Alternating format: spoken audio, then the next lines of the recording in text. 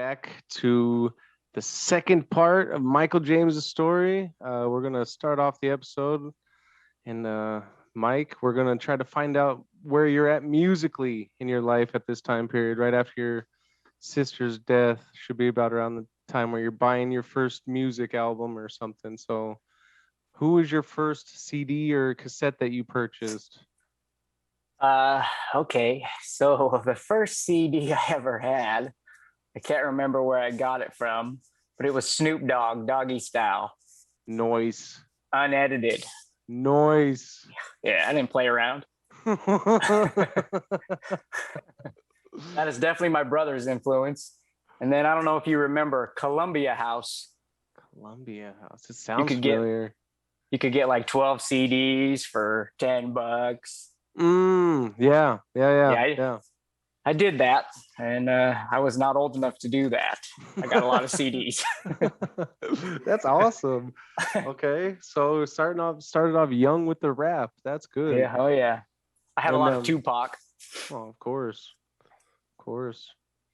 Where you at?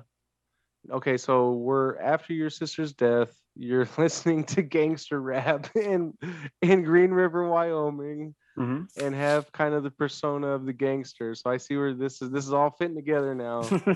Okay, so now a year later you have another horrible trauma. So let's just walk right into that story.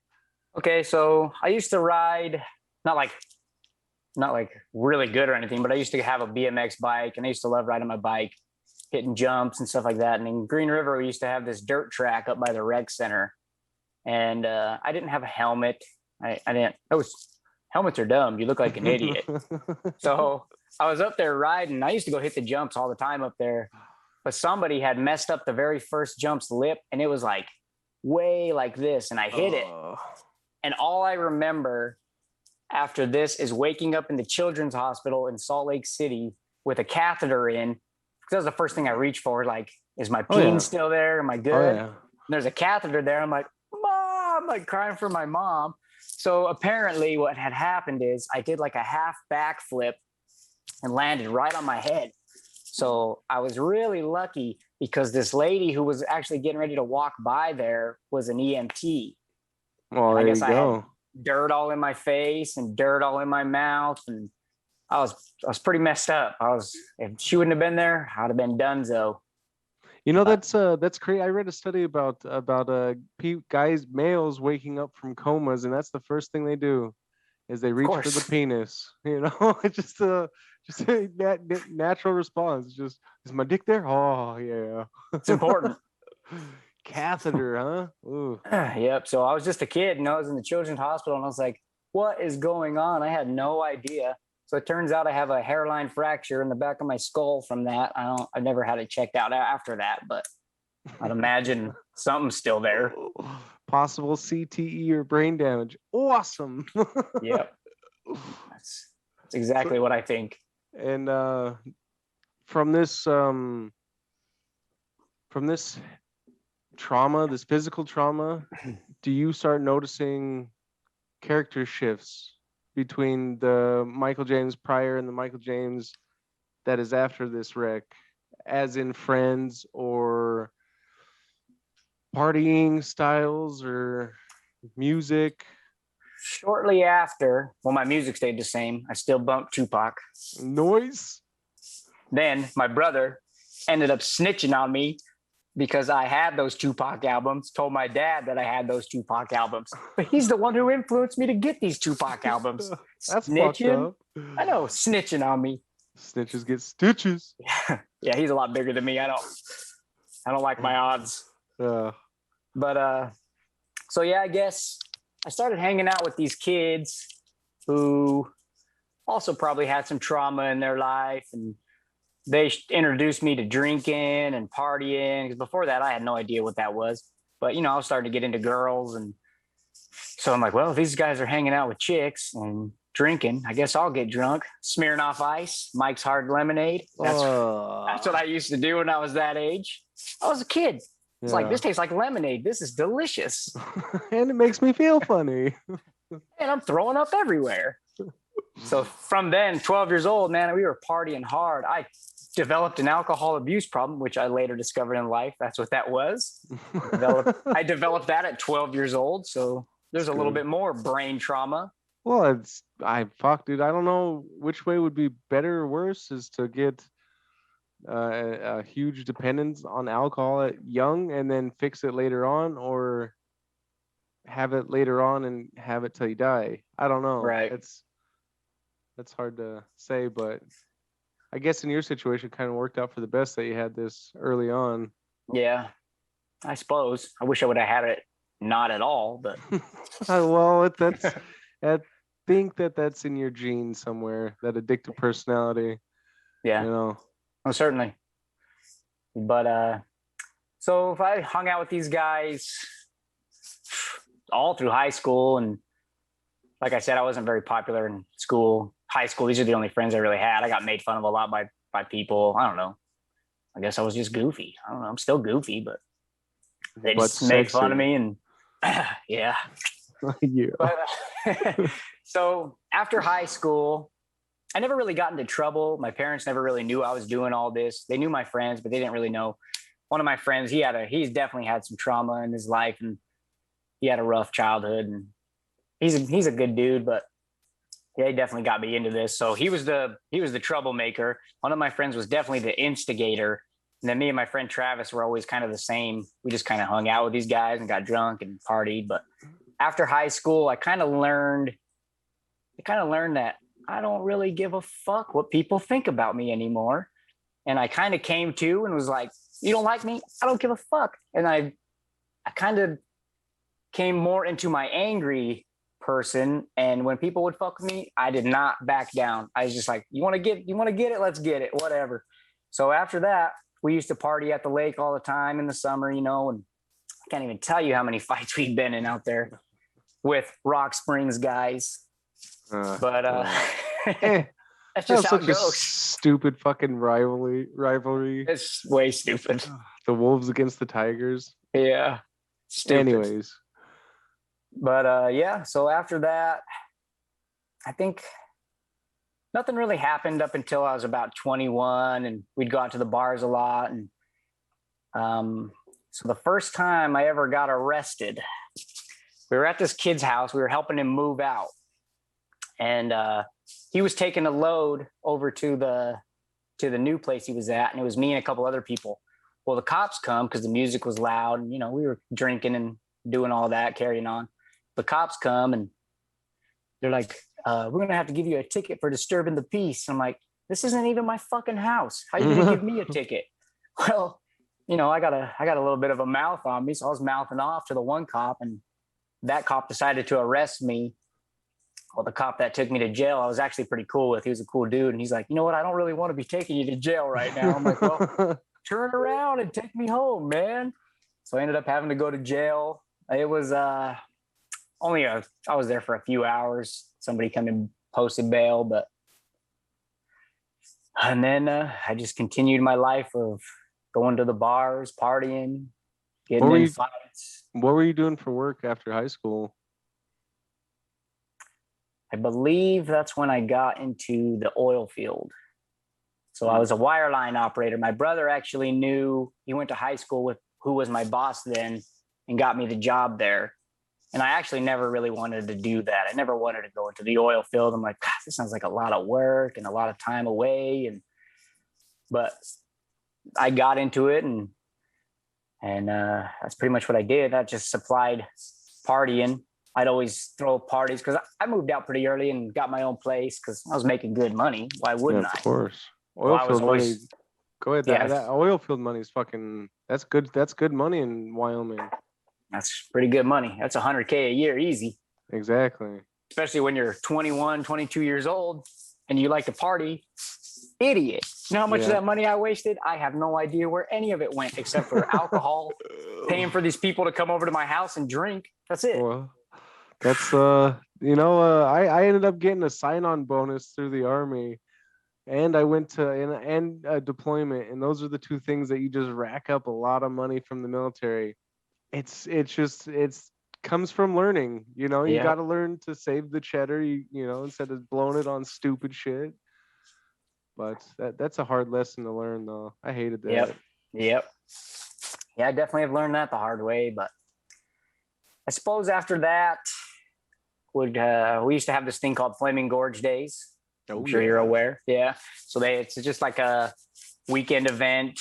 They have concerts and like big name groups from the past come. And so the first time I got arrested at Flaming Gorge Days, it was Quiet Riot. I was Ooh. having a good time. I was drinking, and so I was up in the very front row on top of the banister, and I had my shirt off, and I was just swinging it. Come on, feel the noise. I was having a great time. Well, this lady behind me is like, "Get down." I'm like, "Do you work here?" And she's like, "No." I'm like, "Shut the fuck up!" And I just kept going. Girls, rock your boys. And all of a sudden, I noticed that I got pulled over the banister by the security guards. They're beating the shit out of me. So I asked, I'm like, "Where the hell are the cops? This is bullshit." Come to find out, the cops were beating my ass too. There you go. So I had gauges and stuff. I lost my gauges. I lost my hat. I lost my shirt that I was swinging around, my shoes. I lost everything, man.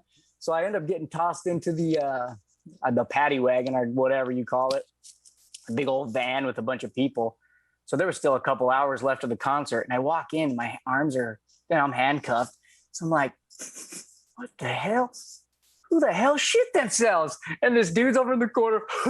I did. So I had to sit in this paddy wagon with this dude who had shit himself for hours on the way to the jail. That's disgusting. Yeah, it was Was he just fucked up, or was was he just? I think he got tackled, and so he had the bubble guts, and he got tackled and sharded or whatever. But yeah, that sucks. Yeah. Damn. So But, what now you starting to get more and more into trouble with the law, and how, does this just keeps continuing pretty much? Yeah, fights and we got in this one. I always remember this one big fight we got with the dudes, I'm sure. I'm not going to say their names, but I'll tell you later. But some dudes from Rock Springs. We were at the cliffs in Green River, and they're pretty high cliffs. And we got in this big old brawl, and one of these dudes threw my friend Justin off of a cliff. So I found him. I beeline to that dude and just grabbed him and went, whoa, and tossed his ass off the cliff. And then I'm getting jumped by these two dudes in the corner of this cliff, and they're just beating the shit out of me. Well, I get away, and I find one of the dudes that came in and started jumping me, and I just got above him and just went bam and kicked him right in the head, split his head open. They had to go to take that dude to the hospital.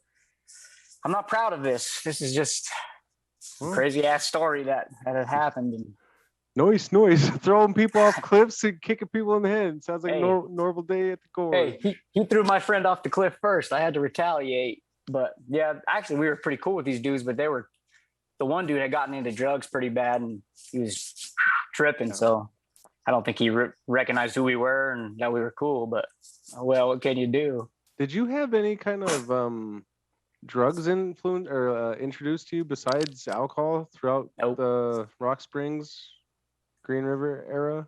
Never did any drugs. Not yet, at least. Yeah. Not yet. Huh. But so I guess shortly after that, I had this apartment. It was like a townhome kind of in Green River. My buddy Justin was living with me, and a couple of my buddies and one of their girlfriends was living with me. I lived downstairs in the basement. Well, I come home, and he had a dog, and I had just barely got my dog Loki, which I still have today. He's been pretty much my savior up until I met Haley. But so I had him, and then he got a dog, and he named it Thor. Well, I come home one day, and Thor had chewed up my Oakleys. Ooh. And I was freaking pissed. And my buddy Justin was upstairs sleeping. So I go upstairs, I'm like, hey, dude, your dog chewed up my Oakleys. You owe me a new pair of Oakleys. And he was sleeping. He's like, whatever, dude. Just push it off. And we end up getting in a huge brawl. So me and this dude, so he had some kind of a BB gun in his closet, and Loki was freaking out. So Loki's got some trauma from this big time. But so he grabbed that gun and went to go point it at Loki. He was going to shoot him with it, and Loki jumped up and bit him right in his nuts. Nice. caught the end of his sack and like ripped his sack open, and the cops ended up coming and shit.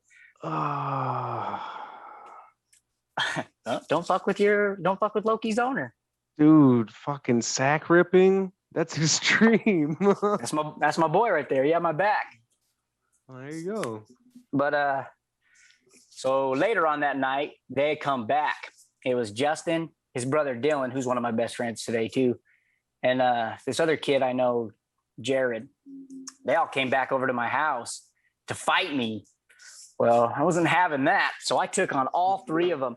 So I grabbed the Jared dude. He was a way tough dude too, so I was pretty proud of this because I was just a little guy. I've always been just a little guy. I'm just feisty as hell. So I grabbed him by his neck, put him in kind of a guillotine, and just started bashing his head up against my refrigerator. Boom, boom. Well, all of that, I had Justin and Dylan trying to get him away from me, and I have like a death grip because my arms are so small, I can get him in there, and I just don't let go. They could not get me off of him. So yeah, that was a pretty fun time. But they were all tripping on like some kind of drug. I can't remember what it was. Yeah, that's usually what happens. Yeah, not in my house. So that relationship blow up after that and fall to pieces? I'm still good friends with all of them. Oh, that's nice. Even my buddy Justin, who got his nuts bit, he's cool with Loki. Oh, there you go. So, forgiveness, I guess. Yeah. I guess when you're that good of friends, you forgive your dog biting nuts, I guess. Yeah.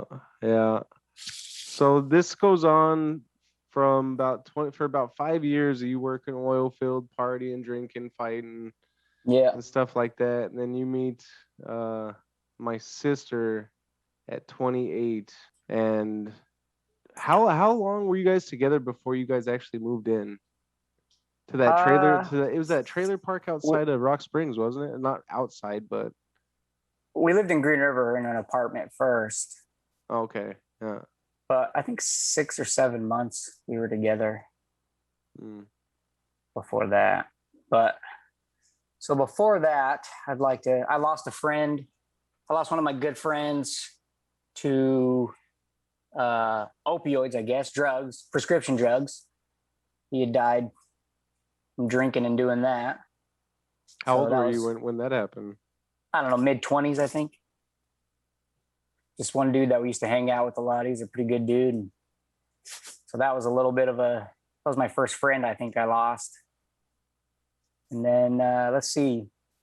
Then somewhere in there, I made like a circle. I moved down to Arizona. My brother was living down here, and he was an electrician. So I came down and lived with him for a while, and we would go out.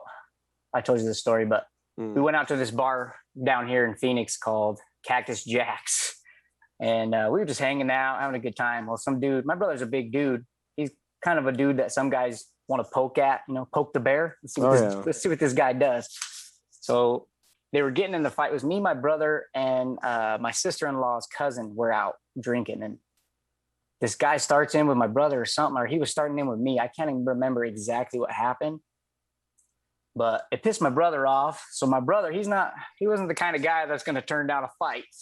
So he starts getting into it with this guy, and I started getting into this other guy, and then this one little stocky dude was going after my brother, and we were right by a pool table, and I just came up, I scooped him up, and boom, slammed him on the pool table. I'm like, back the fuck up off my brother. Well, so my brother ended up getting tossed out of the bar, but I was still in the thought that he was still in the bar, so I was like swinging and freaking out trying to find him. Well, this guy the size of Shaq picks me up from behind and is trying to take me outside. And I still think my brother's in there. So I'm like, I'm not going out there. So I do the cat thing and I stick my arms out and I stick my legs out on the doorway. I'm like, pushing this big ass dude back. I'm like, I am not going out there until I get my brother. Well, I ended up getting outside and I noticed he was out there. And the one dude I slammed on the pool table ends up coming out of nowhere and just tackles me right into a bush. So the cops came, everybody scatters. My brother gets pepper sprayed. I'm still there like, oh shit. Like my brother's getting pepper sprayed right there and the cops are there. And I'm just like, well, I can't leave. It's my brother. So we're just hanging out. We ended up getting 86 from Cactus Jack's. That was my first like real bar fight. It was pretty fun. And how long were you in Arizona at this time before you went back to the old WYO? I've lived here. I've probably lived here like 10 years over my life, and I've probably moved back here like 3 or 4 times. Really? I probably lived here like a year and a half at that point. Yeah. Just and then one time, why the back and forth, the switching so much? Just change of scenery or people or? So this is something I didn't bring up earlier. In Green River, we moved around a lot in Green River, like houses. So I think that kind of instilled in me I don't like to stay in one place for too long. Yeah. I'm kind of a rambler, I guess. I know I'm that way. Been fighting with the wife for a couple of years now that we need to change the scenery, but that's from the Army. That's I understand. Somewhere for a couple of years, then move on. Yeah. And I think I finally killed it though. I think it's gone, and I think the only way for me to kill that was to make my home a home, to me, instead of just living in a fucking house. Yeah. I get you.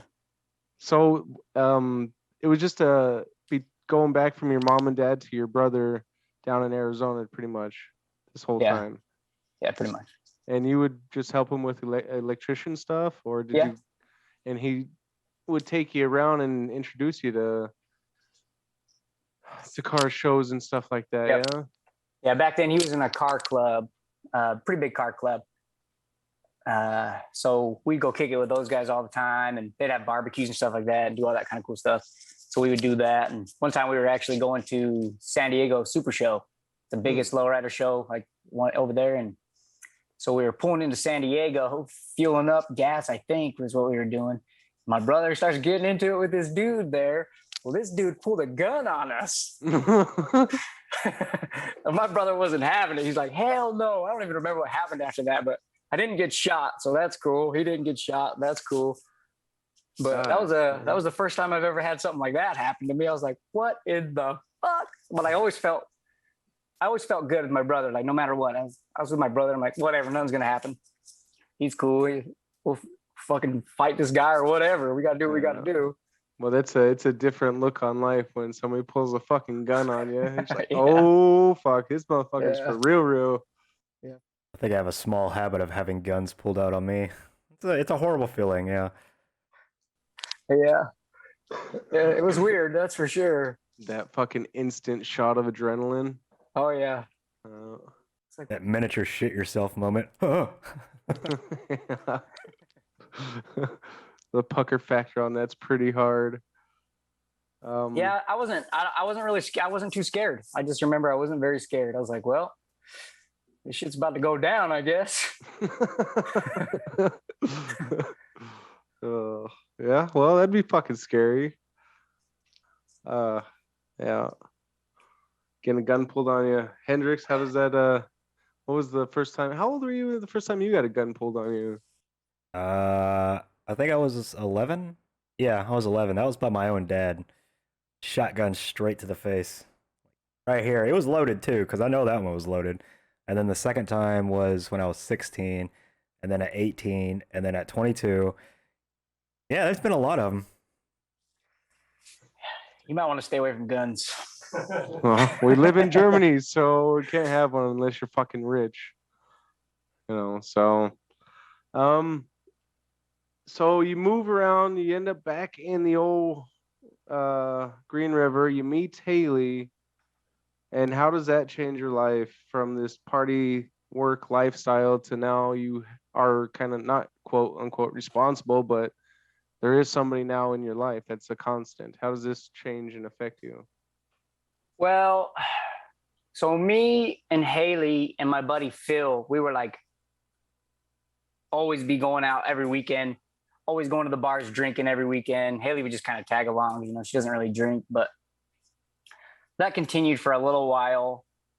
And I'd gotten in some other fights with her, like not with her, but like with her in my life still. I've gotten into bar fights and stuff like that. And I realized she didn't like that kind of stuff. And this was kind of the beginning of my realizing, like, is this important or is this important? So we kind of stopped going to the bars a lot, and we go every once in a while. And I like that she didn't drink, because then that kind of helped me, because everybody in my life that I hung out with drank and got crazy all the time. And so that was a real big difference for me. And from that, I mean, I think I had been in one major fight and gotten drunk, like really drunk, a couple times.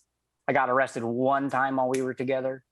And that was the last time I'd been arrested. And that was, I don't even know, like 6 years ago.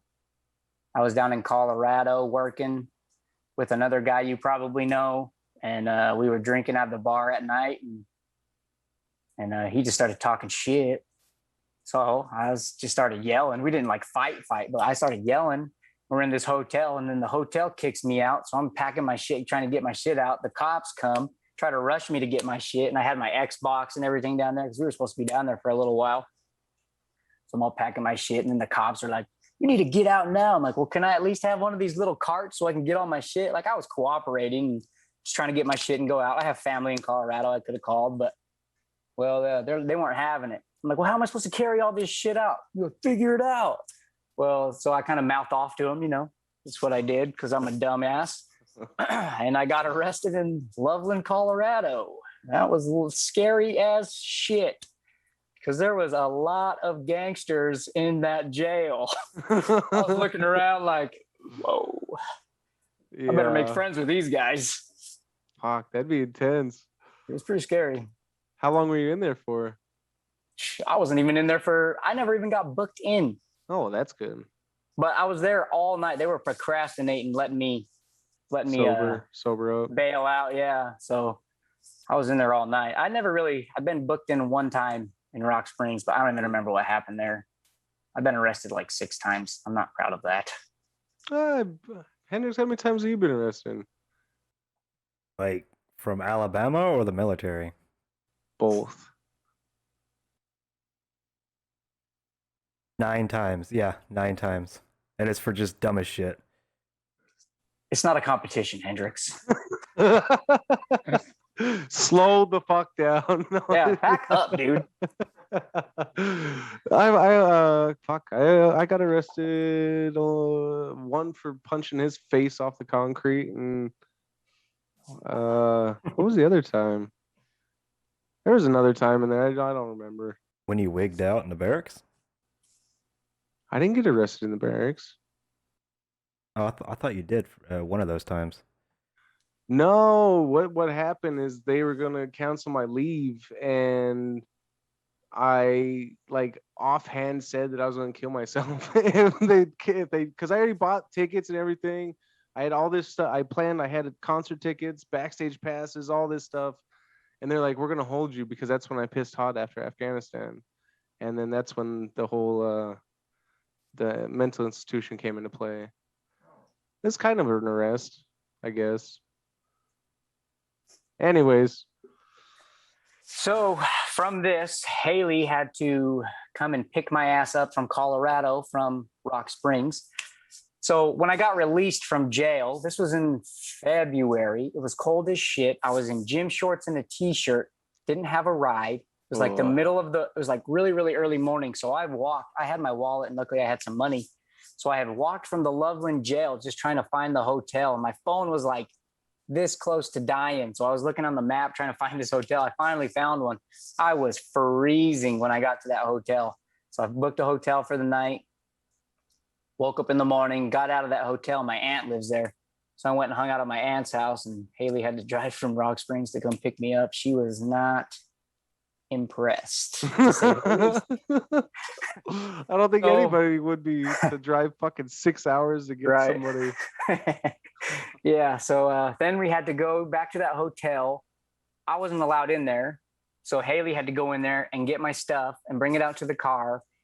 And that was basically the last time I ever got real drunk. And I started realizing, like, what are you doing, moron? At this point, we've been together for, I don't know, a couple of years, 2 years maybe, or a year and a half, something like that.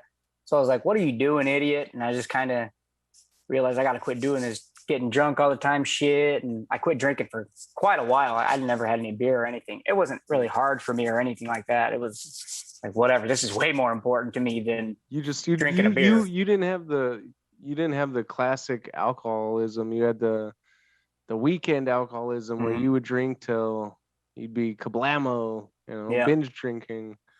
I know like my brother and like myself, we had a strong connection with nature because of where we grew up. We always played outside all the time, riding bikes, gorge, cabin, hiking, whatever.